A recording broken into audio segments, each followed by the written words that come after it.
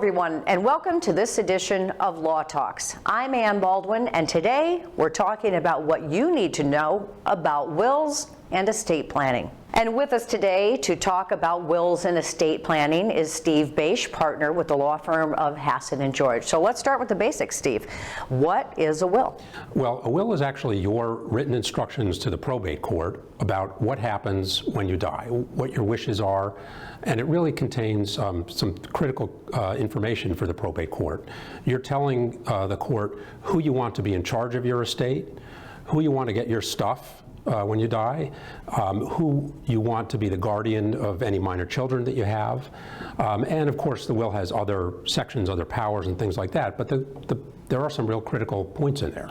And for our viewers here, at what point should you start thinking about having a will? When you're, running a paper route and worried about that money, or once you get older and you have things? Not quite that young. The paper route would be a little young, but I do think that it's important for even young adults to have some estate planning documents. May not be a will, but a durable power of attorney, healthcare proxy, living will, because even at a young age, if something happens to you and you're incapacitated, it's important that other people can make decisions for you and have the authority to do that.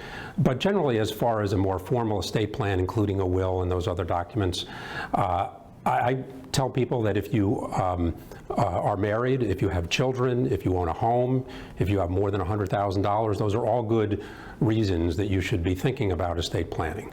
Now, there's a lot of online access to documents and programs that can help you to accomplish the same thing. Why, in your opinion, is it important that you get professional legal advice when you're going through this?